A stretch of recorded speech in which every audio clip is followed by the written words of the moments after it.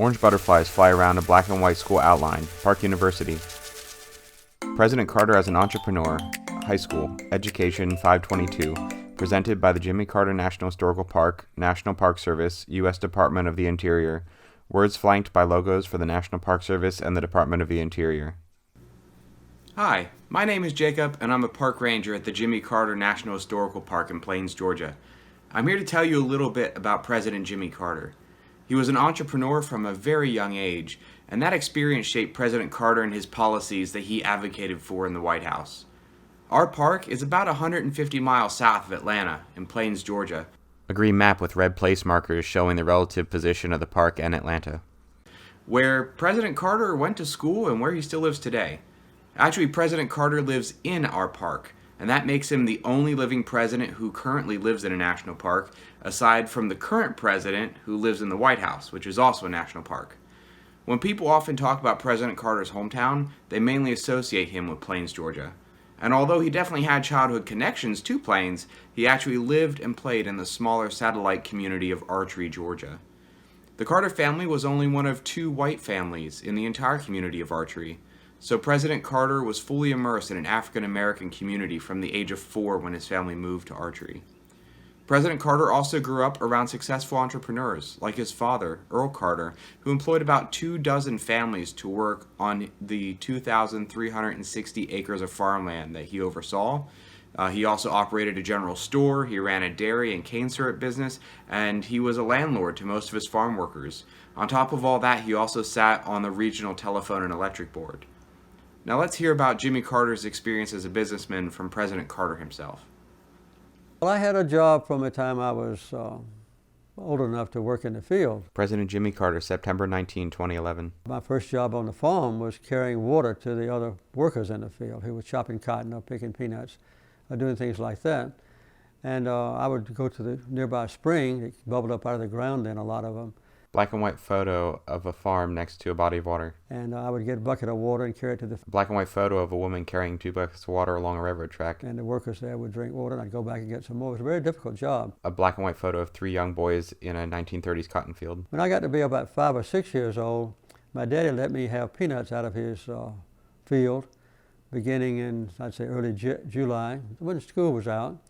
And I would go into the field every afternoon. Young Jimmy Carter with his pony. Pull up peanuts out of the ground where they grow and take them back to... Historic photo of the Jimmy Carter boyhood home. Our house in a little red wagon that I pulled and pick the peanuts off the vine and wash them good and put them in salt water. Black and white photo of peanuts on the vine. And the next morning I'd get up about 4 o'clock in the morning. A wood-burning kitchen stove. And boil my peanuts and with salt and then put them in little paper bags, half a pound each, about 20 of them on an average, and I would walk down the railroad track about 2 miles to Plains, and I would sell 20 bags of peanuts, usually before dinner time, lunchtime. Young Jimmy Carter with a puppy. And that gave me an income of $1 a day, because the peanuts were 5 cents a bag, 20 of them.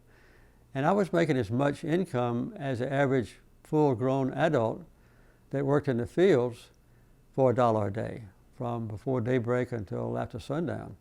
So I had a fairly good income as a little child, and it was hard work. And when I got back home, I would eat dinner with my family, lunch, and then I would go out in the field in the afternoon and start the process all over again. On Saturdays, I would do about twice as many, about 40 bags of peanuts, and because I worked all day downtown selling my product. And so I had a good job. Later, when I got to be, I'd say, high school age, I formed a partnership with my first cousin, Hugh Carter, in the old bank building, which is now a restaurant in Plains.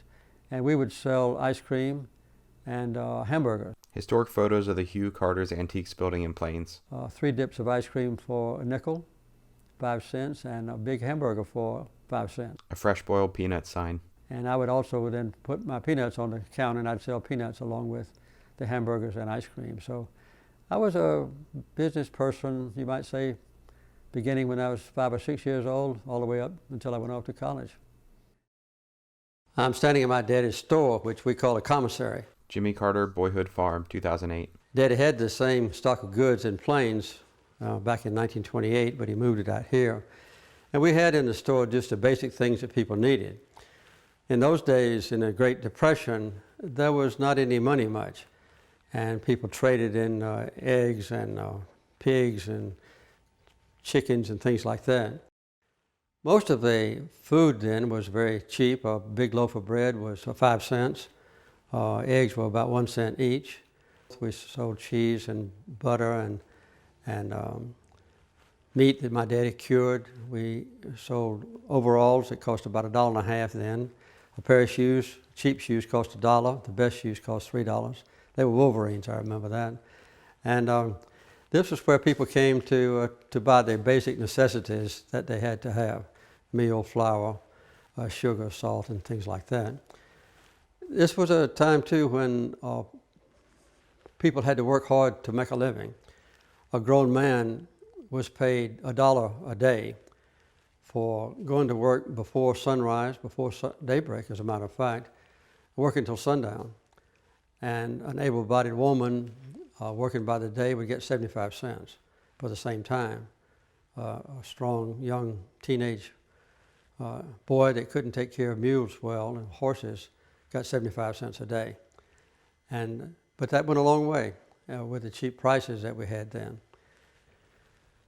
This store was open full-time just on Saturday afternoons, but whenever anybody wanted to buy anything in between time, even if it was a 5-cent bottle of castor oil, we'd have to come out here with the keys, unlock the store, sell them the castor oil, make out a ticket because it wouldn't pay until Saturday afternoon, and then lock the store back and go back to the house. It was a constant nuisance for children because Daddy always threw me the keys whenever anybody came during mealtime to make a purchase.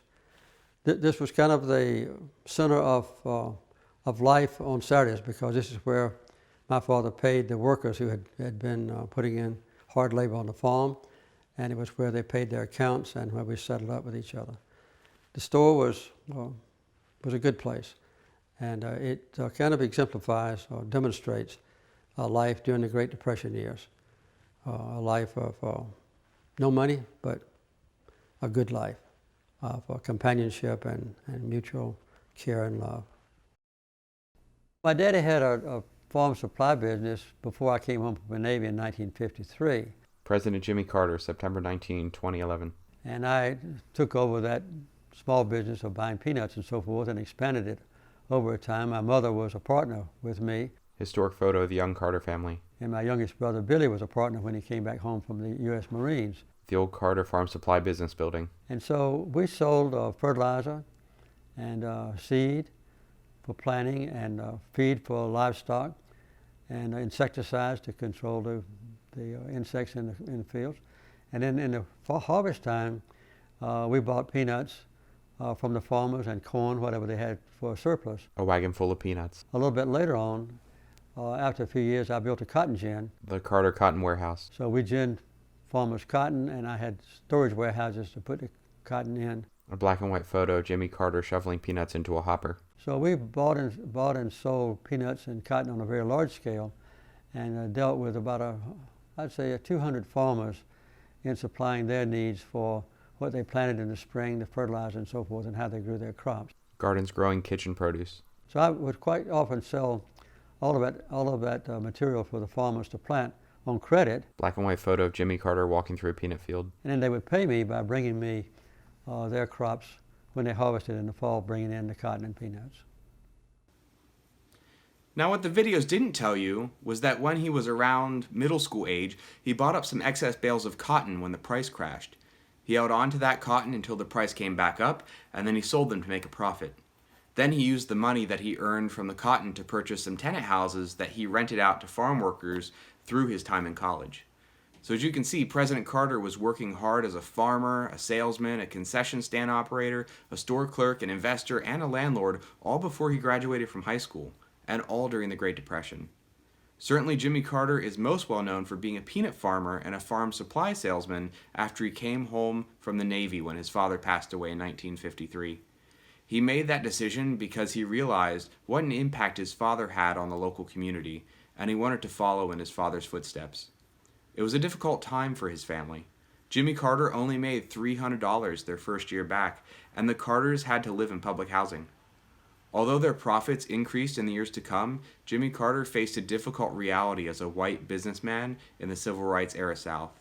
As the federal government began enforcing civil rights legislation and principles across the country, many in the white community of Plains began joining organizations dedicated to racial inequality and preserving the system of segregation. President Carter had a choice to make. Should he do the right thing by resisting the white supremacist who would then retaliate by boycotting his business and shunning him in the community? Or should he compromise and join the white supremacist group to preserve his business and his social position?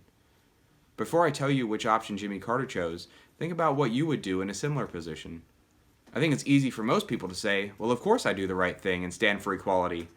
But how easy would that be if it meant losing your job? How easy would it be if it meant losing the friends you've had since birth? How easy would it be if it meant disappointing important people in your life, like your former teachers? You would be alone, you would have no money, and no one would want to come help you. Doing the right thing is often not the easy thing. But that is exactly what Jimmy Carter did. He risked his business to stand up for those who had less power. He even flushed a $20 bill down the toilet when a community member asked if he wasn't joining because he didn't have the money to pay the membership fee. And Jimmy Carter carried that moral integrity and hard work and frugality into the governorship and the presidency. His influences as a child led President Carter to hate waste and to hate hate. During his inaugural address for the governorship of Georgia in 1971, he bluntly said the time for racial discrimination is over. And even though it alienated former political supporters, he also set out to radically change the state government by consolidating the 285 state agencies down to 20 agencies to make the state more efficient. He introduced zero-based budgeting, where the budget had to be re-examined from scratch every year, and he led international trade missions for the state to attract the best investors to Georgia from around the globe. He continued many of these policies at the national level as president in 1977. Early in his presidency, he called for energy efficiency to reduce waste, everything from increasing the role of renewable energies like the solar panels he installed on the roof of the White House to pushing car manufacturers to make engines more efficient to conserve gasoline. He even asked average people to turn down their thermostats during the winter and wear a sweater at home instead of burning more heating oil. Many of these policies and his push for efficiency through government reform led President Carter to establish the Department of Energy. And he also created inspectors general's offices throughout the federal government to further identify waste and fraud in government spending. The lessons President Carter learned as a child entrepreneur instilled the values that he carried into the White House. President Carter, from an early age, embraced the reality that all people are equal, regardless of the color of their skin. Even if the threat of financial ruin and social rejection loomed over him, he had the integrity to stand up for that principle as a businessman and as an elected official. He also used his time in office to use his problem-solving skills to address one of the nation's biggest challenges during his term, and that was the energy crisis. He advocated for both personal responsibility from citizens and a diversification of energy resources from the energy industry. All of this took hard work, determination, and moral fortitude to see it through. And that is the rich entrepreneurial legacy of President Jimmy Carter. Rolling credits. Editor Jacob Ross. Lead interpretive park ranger, Jimmy Carter National Historical Park. Talent number 1, Jacob Ross. Lead interpretive park ranger, Jimmy Carter National Historical Park.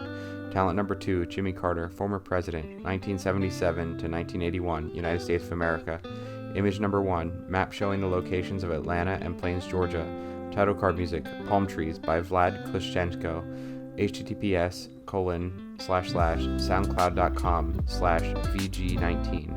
Music promoted by https://www.free-stock-music.com. Creative Commons Attribution 3.0 Unported License. https://creativecommons.org/licenses/by/3.0/deed.en_us. Credits music, Trees by Vlad Klishchenko. https://soundcloud.com/VGL9. Music promoted by https://www.free-stock-music.com. Creative Commons Attribution 3.0 Unported License. https://creativecommons.org/licenses/by/3.0/deed.en_us. Footage filmed and produced by Georgia Public Broadcasting for the Jimmy Carter National Historical Park Education Program, September 19, 2011.